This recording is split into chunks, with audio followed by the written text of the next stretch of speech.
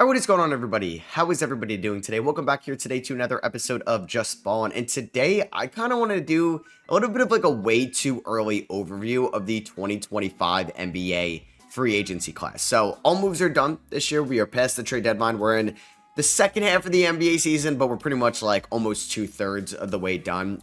The All-Star break isn't at the half-point mark. But yeah, I wanted to look at this upcoming free agency class because I think a lot of this free agency class was affected by the trade deadline.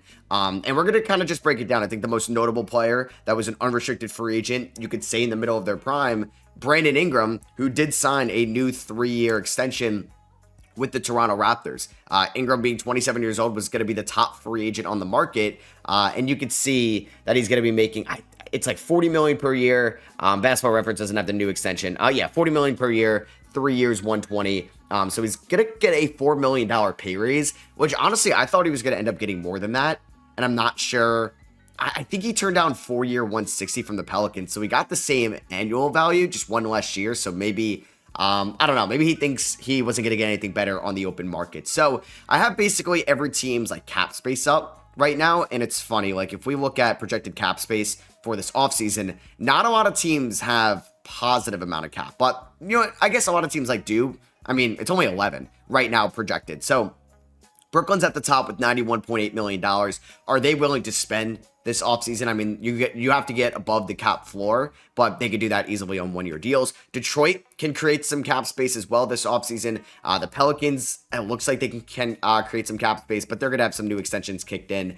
Chicago, Houston, Memphis, Washington, Utah, Charlotte, San Antonio, and Atlanta are the only teams that have positive cap space. And yeah, a lot of teams have negative cap. Like, it's kind of funny seeing like Portland at negative cap with no rookie extensions yet. It's just because Aiden and Jeremy Grant are making all this money right now. OKC's at negative 17 million, and they're going to have, I mean, it's not going to kick in this offseason, but they got the J-Dub and Chet extensions to deal with. Like Toronto, negative $24 million right now. They're pretty much invested into the core that they got. And shout out to Phoenix, who's not going to be the most expensive team next year with Yusuf Nurkic now off their books. So yeah, this is the 2025 free agency class. I kind of just want to go through some of the top guys and where I think some destinations can happen. Obviously, a lot of these guys are maybe going to resign. You can see that there are some player options that are definitely going to be opted into. And yeah, we can kind of just get it right into this and look at teams multi-year cap and see kind of like what would make sense for that. Some of them just pretty much spend the next 20 or so minutes really just talking about the 2025 free agency class is pretty much what I wanted to get into. So yeah, we could start off here with LeBron James. Obviously he's going to be the top free agent. He's 40 years old. He is making $48.7 million this year and has been playing like an all-star. He was an all-star this year, did not play in the all-star game due to an injury, but we know that LeBron, I mean, nothing would ever make any sense outside of going back to LA.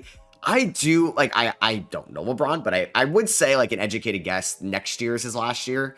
And I think, like, for LeBron, I mean, why not? Tell everybody it's your last year. You can kind of go out, kind of like Kobe did. Everyone's going to celebrate you in your long career and your insanely long career. He would, have 23 years under his belt. He's got to play with his son. He's going to have 4 MVPs. I'm not sure if he's going to get another ring. But either way, it's a decorated career, and it's one of the best careers, if not the best career of all time. But, yeah, he's going to go back to the Lakers for sure. Now, Fred VanVleet, this is sorted by this year's annual value of the contracts. He has a team option at $42 million or $44 million. That is not going to get picked up on. I think Houston does not regret this contract by any means. He gave them productive play last year. While this year, maybe Fred VanVleet hasn't been the best veteran point guard, because you could look at he's shooting sub 40% from the field, sub 35% from three, and he is not worth $42.8 million. But it's just when, like, I don't know. He kind of hit free agency at the perfect time with the Rockets, as he didn't get a long-term deal, but hey, he got $82 million guaranteed. And he was willing to get that 30-year deal team option that was never really going to get picked up on unless he turned into Jalen Brunson, which he didn't. I don't know if any of that he gets next year, if it's declined. I don't think so. So either way, Fred VanVleet's going to be one of the top guards on the market, not the top guard, but he will be interesting. And if you kind of look at teams with cap space, is he going to be somebody at this point in his career at 30 years old that's going to get like the non-taxpayer mid-level exception? Can he get around that $15 million a year potentially? I think there are some teams that could look to get after him. I think maybe the Pelicans, if they're trying to compete right now and DeJounte Murray is going to miss a chunk of time next year, That could be a possibility. Hey, maybe he just comes back to Houston on a 3-year deal with much less money owed to him, basically. And the Rockets would save about $30 million on a new deal, or $25 million. It would be around 35 or $30 million. I don't know if he would go to Memphis. I don't know, like Washington, but hey, maybe that's like a Tyus Jones thing for him. I mean, Utah could look for a point guard, but hey, you got Isaiah Collier, and the draft is obviously going to have some implications too, depending on where these guys end up. Could he end up going to San Antonio if Chris Paul retires and just be another veteran guard over there? I'm not sure about that. But yeah, I think Fred VanVleet can have some suitors, but it's going to be on a lot less than what he's making currently right now. Next up, you have Kyrie Irving, who is a wild card of all wild cards. Kyrie Irving is going to have a player option of $43 million. He's 32 years old, and Kyrie is an all-star this year, and he was a injury replacement to AD, but honestly should have just been an outright all-star. I think he was having a better year than J-Dub, and I guess it didn't, and even Curry, but it doesn't help that he was a guard. But Kyrie's putting up 24.5 points, 4.8 rebounds, 4.8 assists, 48, 41, 90 splits. Does not look like he's aging too much right now. Now, I don't think he's going to get a 5-year extension from the Dallas Mavericks. Could he get a 4-year deal? Yeah, and the Mavericks may be forced to give him that just because they are so far leveraged into this team of a win now like roster of these early 30-year-olds like AD and Kyrie, where you really can't afford Kyrie to lose after just trading away Luka Doncic at the deadline. But yeah, Kyrie's been playing some exceptional basketball this year. He's been great with AD out. Like 42 points against the Warriors was incredible. I know they lost the game, but trying to carry this team offensively against the Kings with everybody being hurt on this team right now. So I would expect Kyrie, like if I have a prediction, like I said, you never know with him, but it does seem like he likes Dallas. I don't know how he feels about the AD Luka trade. But either way, if I had to give a guess, I think he opts out of that $43 million player option and he gets like a 3 for 120 or something like that. Like something similar to maybe what Brandon Ingram just got. Chris Paul, what happened with him in Phoenix. I think he opts out.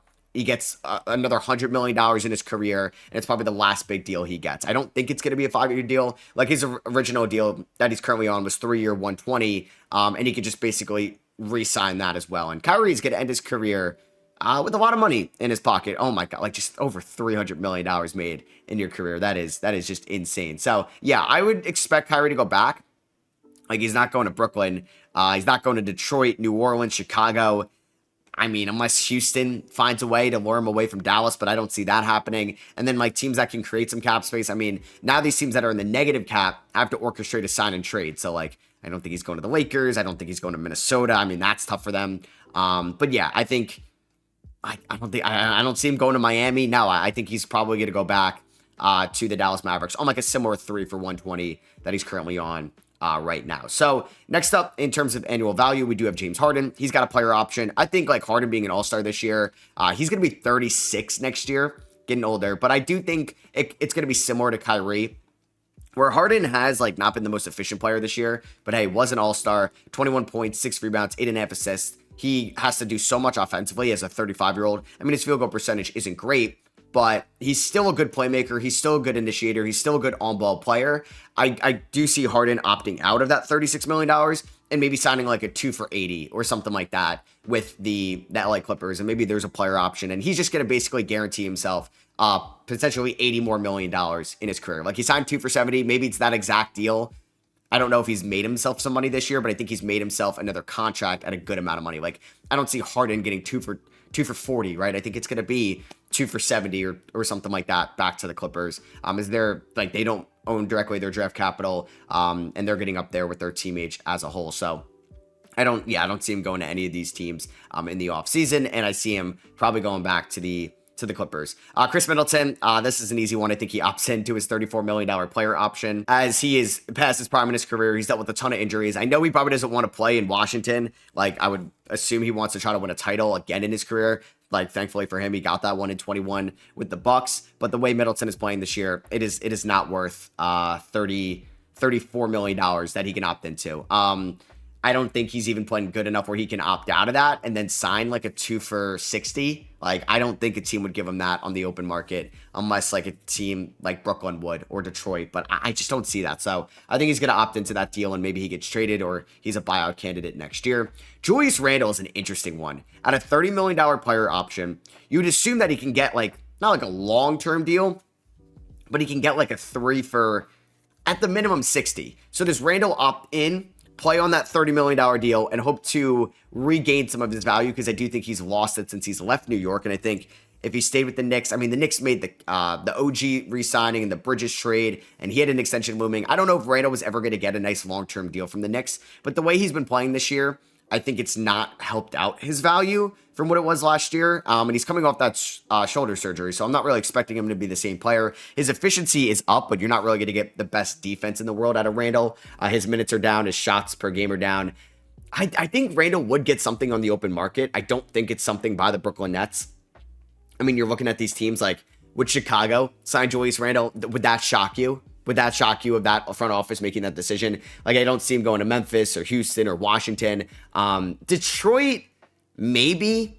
I don't know if he overlapped in New Orleans with Trajan Langdon, but either way, he might have actually. Yeah, because I think so. But either way, like, I think Randall's going to opt out and probably become one of the better unrestricted free agents on the market that could realistically switch teams. And maybe it's a sign and trade. Like, I don't know if it's going to be the Clippers or the Sixers or the Kings, or I'm just trying to think some teams that could be desperate in a way in the offseason that he can end up signing a sign and trade with. But I do think Randall's going to opt out, and for his sake, hope he gets more than $30 million at least guaranteed on the open market. Like, maybe he does sacrifice some money on the player option. Like, say he signs a 1 year, $22 million deal somewhere else, but like that being somewhere else can help him regain his value if he could show that he could be a really good scorer.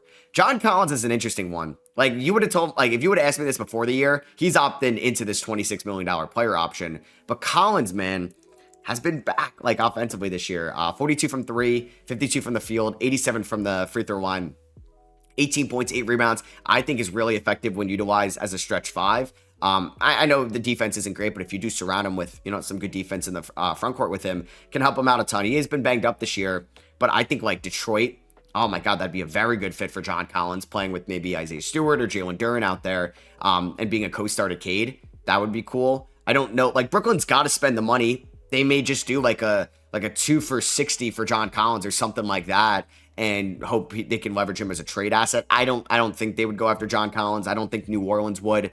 Wouldn't put it past Chicago. Houston, probably not. Memphis, no. Washington, you never know. But I'm just trying to think of, like, teams that would. I don't think San Antonio would get involved. Like, Charlotte, probably not. Atlanta Reunion, I doubt it.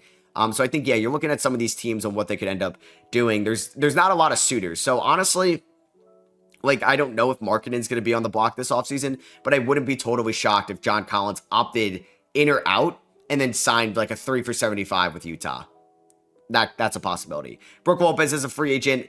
Honestly, at this point in his career, I see him just signing like a 1 year deal to return to the Bucks. I don't know how much money it's going to be. I'd assume it's going to be less than the $24 million he made this year, but who knows? Maybe he ends up retiring at the end of the year. I still think he's a good player. And I think he can get like a 1 year deal, maybe a 1+1, like a player option or something to give him a little bit more security, but he's going to be 37 soon.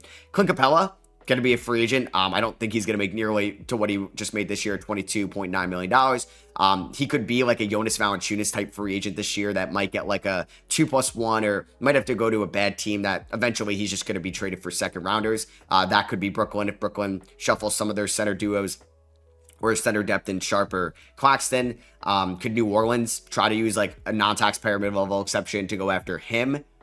I don't know. They just picked up Olynyk. Chicago, I mean, if they trade Vucevic, like I said, I think like a team that could use another center or two could give Clint Capella like 2 for 16, maybe a player option or something like that. And he's just eventually a trade asset at the deadline. Malcolm Brogdon, same thing. Like, he's not getting nearly to what he's been making now at $22.5 million. But I do think can sign a nice veteran contract in free agency, maybe like a 2 for 20. I think he can still get one like solid deal left. I think Bruce Brown, like $22.5 million, not getting nearly to what he was making there, but he is going to be, I think, re-signed by the Pelicans. Maybe he's like their mid-level exception, and he gets like a nice 3 for 45 from New Orleans. I mean, they're probably going to spend a lot of time evaluating him. Obviously, they just traded Brandon Ingram for him, but I think Bruce Brown, over the course of the next 20-ish games, because he's one of their few healthy guys on the roster, I think he's got to showcase that he is worth committing $40+ million to. But I don't know right now, because he hasn't really been that player he was in Denver. To no surprise, when you go from playing with Jokic to not, might hurt your game a little bit. But Miles Turner is probably the biggest wild card this free agency class. I feel like every year Miles Turner was always in trade talks. He never got traded. He's one of the longest tenured players in the NBA to the team that drafted him, drafted back in 2015, like the same year Cat, Booker, and not Embiid. Wow, that was like Okafor's class. But yeah, Turner did not sign an extension with the Indiana Pacers. I'm not sure off the top of my head if he was offered one.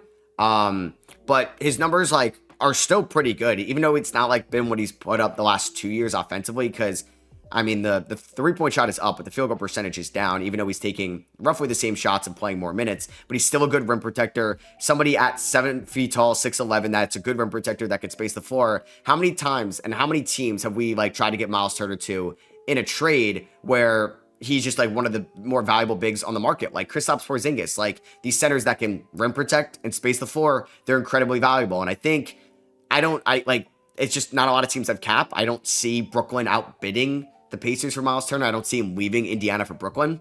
But Detroit, could they get involved? Oh my God, I think that'd be a phenomenal fit for them. I mean, New Orleans have been saying that for years. Could they get creative this offseason?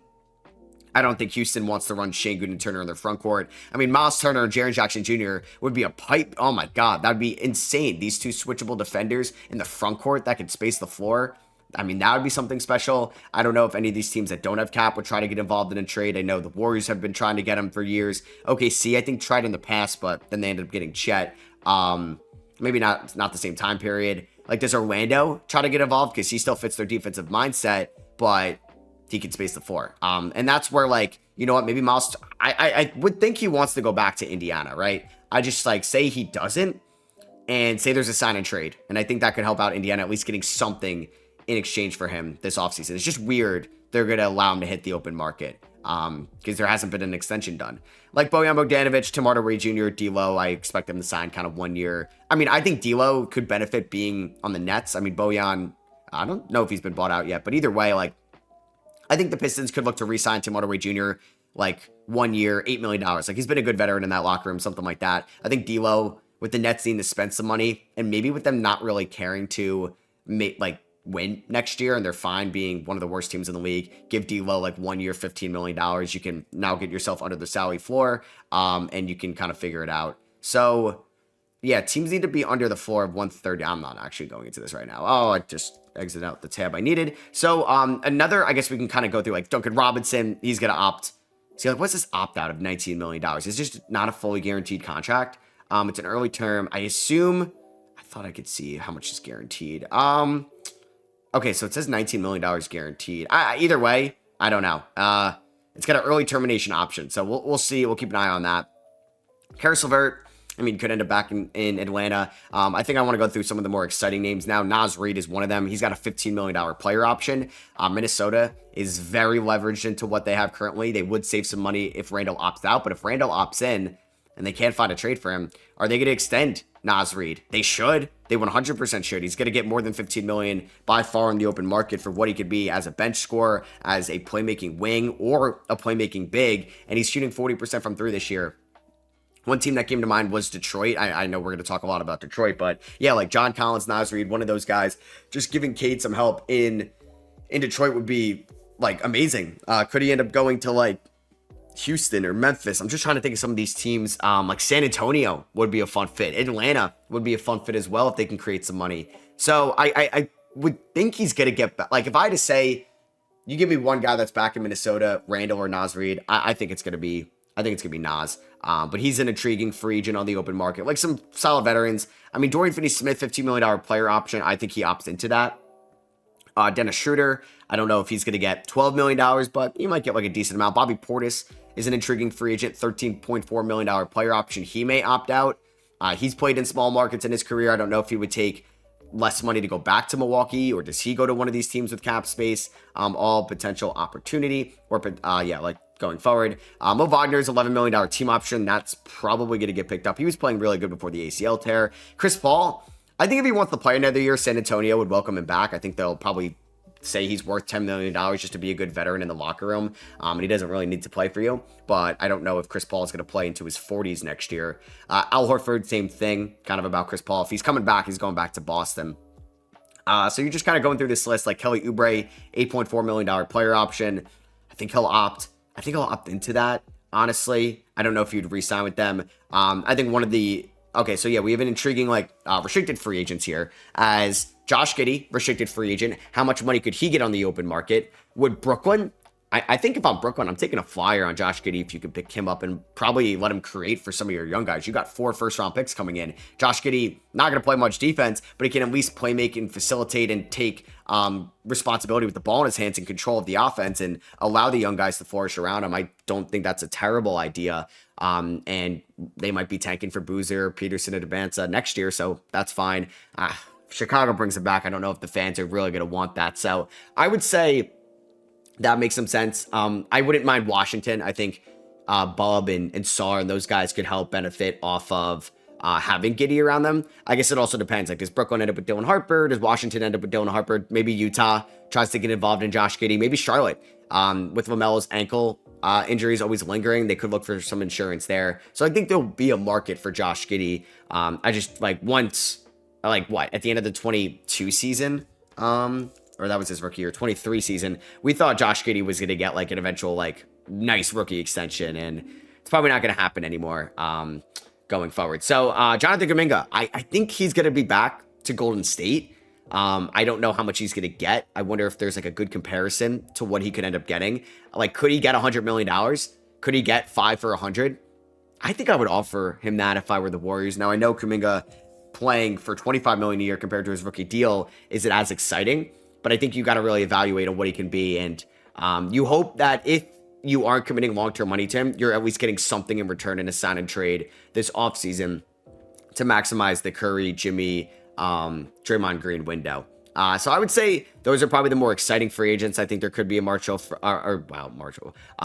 Precious Achiuwa, Malik Beasley, but I think Detroit has to bring him back the season he's having. Davion Mitchell, I think, could have a market out there in free agency as well.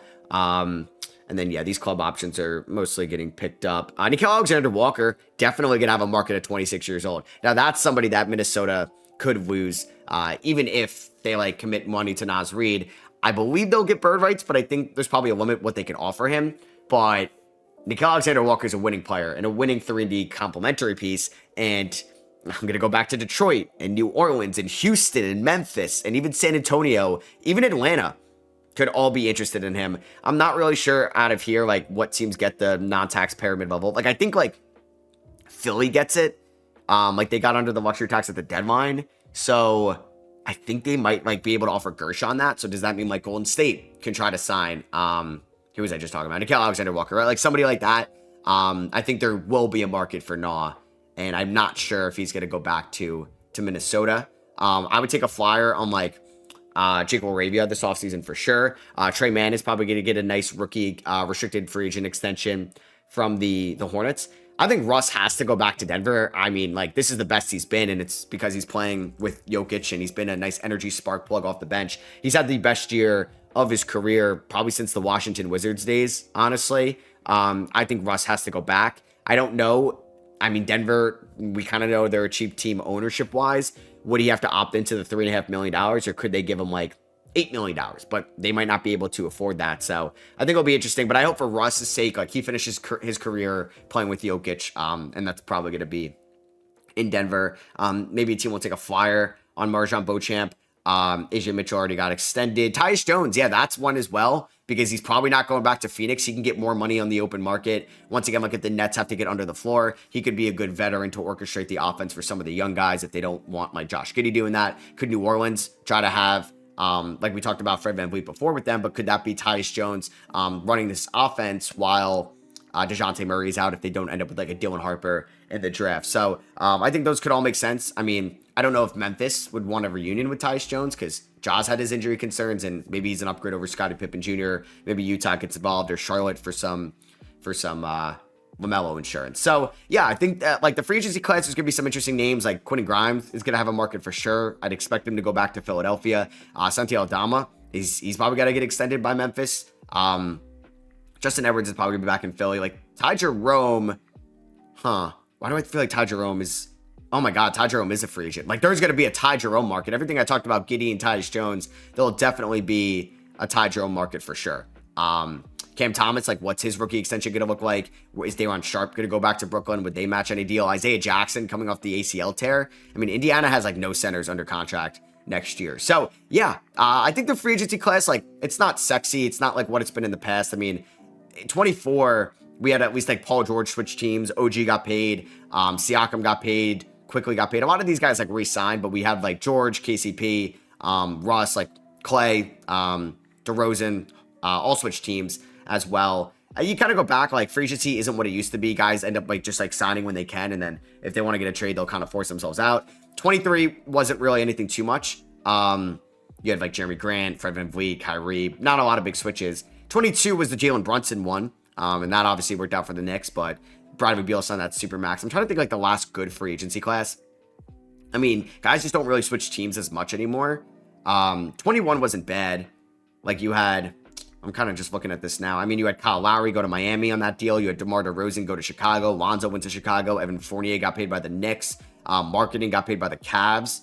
Yeah, I mean, like, that was a notable one. But we haven't had one. I mean, 2020, yeah, like Gordon Hayward, that was a shocker when he opted out of his Boston deal and Charlotte paid him a bag. Yeah, I mean, look at these names. Joe Harris, 6th highest, biggest contract. Davis Bertans, number 5. But 2019 was the true Mona Lisa of NBA free agency, and we haven't gotten really anything like this since. Yeah, where I was just kind of shocked to see Clay and Tobias at the top. But you had Clay, Tobias, Middleton, KD, Kristaps got paid, Kemba, Jimmy, Kyrie, D'Lo got a massive deal, Kawhi got paid, Paul George got, like, there was a big offseason for trades, but Al Horford got paid, Vucevic got paid. Yeah, this, like, Randall was a plan B or maybe plan D for the Knicks, but yeah, that, I think, I don't know if this is, like, what's going to happen. I hope nobody signs until then. Like, I'm fine with Miles Turner going back to Indiana. Just maybe let it happen in the offseason so we have a little bit more of a build-up. Let me know what you guys think about this upcoming free agency class. Did you enjoy this video or podcast? I'd love if you can leave a thumbs up on it.